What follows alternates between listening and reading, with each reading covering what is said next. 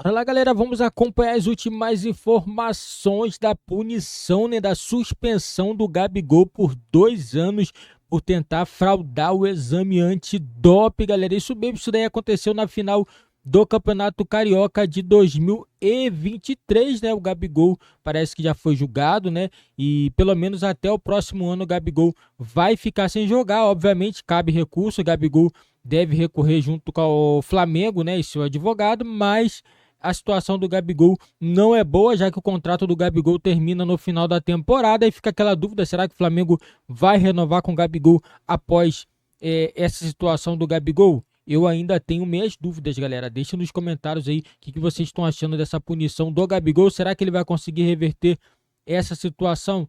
Deixa nos comentários a opinião de vocês. Vamos acompanhar aqui toda a imprensa falando sobre a situação do Gabigol. Antes das 10 horas da manhã, que é o que estava marcado, o Gabigol se recusa a fazer esse exame, vai para o treinamento, depois ele vai almoçar, sem falar que há relatos que ele distrata as pessoas que ali estavam para fazer esse exame antidoping. Pois é, e entregou o frasco aberto para as pessoas Também. que estavam lá para colher o exame, o que evidentemente, em termos de procedimento, já que você está colhendo um material que vai ser analisado em laboratório, é uma coisa completamente inapropriada, Pode haver todo tipo de contaminação, até para prejuízo do atleta, isso não deveria acontecer, O atleta deveria ser o principal interessado no bom tratamento, no bom manuseio do frasco e da amostra. Então são coisas curiosas, para dizer o mínimo, estranhas, completamente anormais que aconteceram nesse caso, a começar pelo fato de todos os jogadores do elenco do Flamengo, como você disse, terem feito o exame antes do treinamento. Só um deles não. Ainda termina o treino, vai almoçar, trata as pessoas responsáveis pela coleta do exame que estão ali trabalhando de maneira desrespeitosa, de acordo com o relato dessas pessoas. E depois se coloca numa situação que pode ser avaliada como uma tentativa de fraude do material.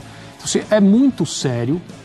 Atletas olímpicos, por exemplo, para quem não tem familiaridade, não acompanha esse tipo de assunto com proximidade, precisam declarar onde estão durante todo o tempo, estão todos sujeitos a exames feitos a qualquer momento. Pode ser de madrugada, pode ser em qualquer dia da semana, pode ser em qualquer lugar, e eles têm obrigação, eles têm 1 hora para colher o exame. Essa é a regra a qual estão submetidos os atletas das modalidades olímpicas. Então, muita coisa eu acho ainda vai ser esclarecida. O Gabriel tem todo o direito, evidentemente, de se defender. Ele contratou um escritório de advocacia que é muito importante, muito experiente, especializado nesse tipo de assunto lá no Rio de Janeiro.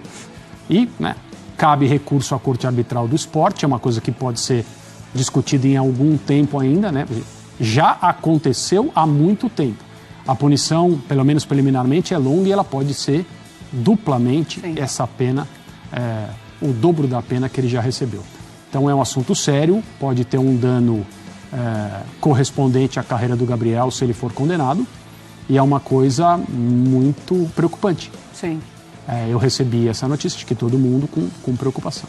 Pois a defesa do Gabriel, ela se manifesta a partir de 26 de janeiro, mas ele só é denunciado em dezembro. Então, a partir do momento em que recebe a denúncia de fraude ou de tentativa de fraude, a defesa estava dentro do prazo para se defender, e o julgamento aconteceu em 2 dias, na segunda-feira passada, e aí teve essa pausa, e agora, nessa segunda-feira, teve o resultado do julgamento. E foi algo recebido com muito espanto também pela diretoria do Flamengo. Ninguém estava esperando que ele fosse considerado culpado por essa tentativa de fraude ou por fraude.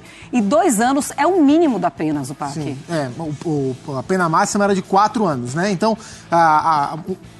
parte da discussão que acontece nesse momento é se a pena para o Gabriel foi exagerada ou não.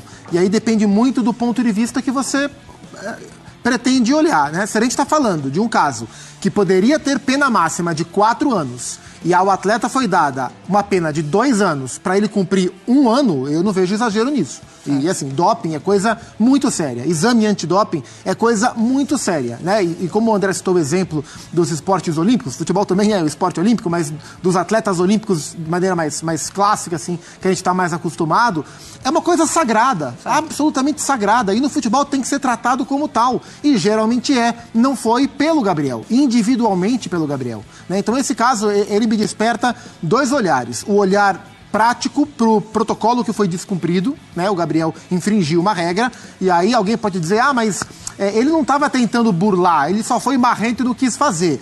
O funcionário, o rapaz que está ali para colher a amostra da urina do Gabriel e levar, ele não é obrigado a interpretar o que o Gabriel está fazendo, quem é o Gabriel, como ele age, né? Um atleta que, primeiro, se nega a fazer o exame, depois, pega o pote da mão do funcionário, depois quer fazer a sua urina, o seu xixi, escondido. E depois entrega esse pote aberto para o funcionário, ele pode estar perfeitamente burlando. E o cara não tem que interpretar se o Gabriel tá, não tá. Tem protocolos, né? E o protocolo foi descumprido. E esse é o primeiro ponto, e é o que levou o Gabriel para o julgamento, e é o que acabou acarretando essa pena que é severa para a carreira do Gabriel. Talvez não seja tão severa olhando o macro da coisa, pena máxima, histórico em outros esportes, mas para a carreira do Gabriel, claro que é uma pena severa.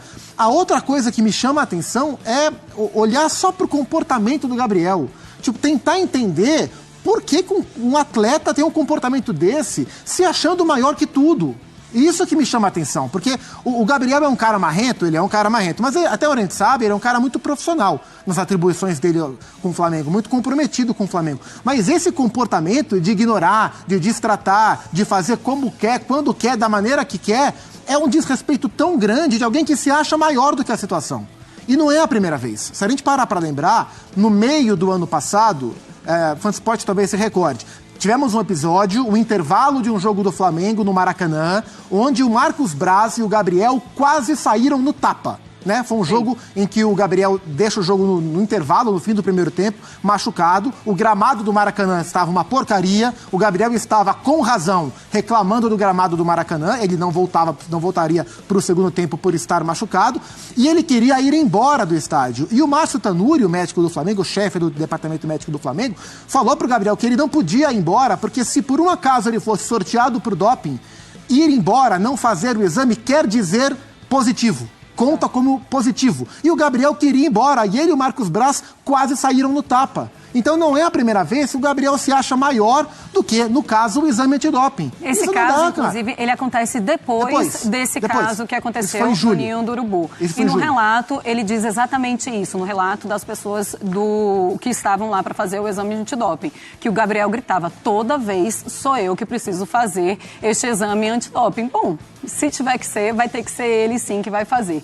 Bom, hoje, lá no Rio de Janeiro, tem o lançamento do livro do Zico, a ESPN está por lá, e o Zico foi perguntado sobre esse caso. Vamos ouvi-lo. Já vou logo dizendo, né? Se não tiver lugar para treinar, o Centro de Futebol Zico está à disposição para ele trabalhar a hora que ele quiser, de manhã, de tarde, de noite, não tem problema. Lá é a casa do futebol, então não tem problema. A gente fica muito triste com uma situação como essa. Eu acho que o único lado positivo de tudo isso que está sendo desenhado é que ele não foi punido por ter jogado dopado. E isso talvez pudesse vir a ser o maior agravante para um jogador de futebol.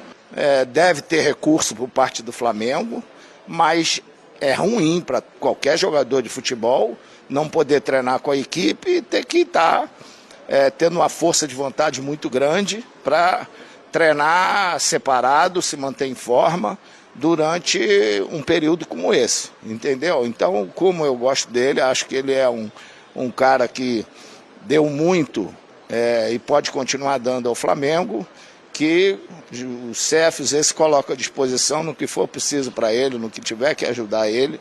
E agora só vou dizendo, né? Nós temos uma pelada lá de quarta-feira, não vai pensar quem vai ser fácil para ele jogar não, porque aí complica. Só para deixar claro, tá? Então, assim, o exame antidoping do Gabigol deu negativo. Sim. Ele não estava dopado. O grande problema é todo o imbróglio, tudo que acontece antes desse exame ficar pronto. André Fúrio, eu também queria a tua opinião. E aí o Zico está lá dizendo que o CT dele está à disposição, já que o Gabigol não vai poder nem treinar no Ninho do Urubu. Também queria que você falasse sobre se você achou que 2 anos, no caso ele vai cumprir porque 1 ano a gente já coloca ali como uma pena, é muito grande, se é um absurdo ele ficar esse tempo fora. Não. E como é que você imagina que o Flamengo tem que fazer agora? Começar a procurar um substituto para o Gabigol? Bom, a sua segunda pergunta é uma questão que o clube precisa ver em relação ao que interessa a ele nesse momento, né? Um jogador como o Gabriel, com as mesmas qualidades, não vai ser encontrado de uma hora para outra, embora o Flamengo tenha plena consciência, esteja bem informado a respeito do transcorrer desse caso, né? Não foi uma coisa que aconteceu também de repente. E em relação à punição, as punições, elas são tipificadas, né? São regulamentos internacionais, são de conhecimento público até. Então, não. Alguém pode achar, nossa, é muito tempo. O tipo de ofensa no qual um comportamento como o do Gabriel é analisado pelo Código Antidopagem Internacional é seríssimo. A punição tem que ser compatível. Muito bem, Fãs de Esportes. A gente vai seguir aqui o nosso Sport Center. Vamos. Galera, aí o Gabigol vai pagar pelo que ele fez, né? O Gabigol, né, vai pagar pela sua ignorância, essa é a verdade. O Gabigol, por ser um jogador muito narizinho em pé, é um cara que muitas pessoas reclamam, né? Do tipo de tratamento que ele dá a algumas pessoas, né? Isso daí acaba afetando, né? E tem que ser cobrado mesmo, tem que ser punido. Se ele errou, o procedimento é esse, não é? O cara tem que fazer daquele jeito. Não fez, tem que ser punido. Não existe. Gabigol não é diferente de nenhum outro jogador do planeta. Independente de qualquer título, ele tem que cumprir a regra. A regra é para todos. Não é dizer que a regra para Gabigol é diferente. Não é diferente para Gabigol. Não é. Podia ser Cristiano Ronaldo, poderia ser Messi, que nunca aconteceu isso com os caras. Porque Gabigol acha que ele tem que ser maior que tudo. Entendeu? Hoje o Gabigol tá nessa situação por causa disso. Na minha opinião, tá chegando ao fundo do poço o Gabigol. A situação dele, cada dia que passa, se agrava. Não consegue jogar mais bom futebol, né? O relacionamento dele é complicado, né? Por enquanto, tá tranquilo ali com o Tite, ainda não explodiu, mas parece que ele não quer mais ficar no Flamengo, né? Porque um jogador que não tenta o mínimo fazer o melhor dentro de campo é sinal que ele não quer continuar no clube. E assim, se essa punição realmente for de mais 1 ano, no caso é 2, foi prorrogado aí por causa de 1 ano, né? E contando do ano passado para cá, contou 1 ano já, então ele teria que ficar mais 1 ano. Só voltaria em abril do próximo ano. O contrato de Gabigol vai até 31 de dezembro. O Flamengo, obviamente, que não vai querer renovar. Não vai.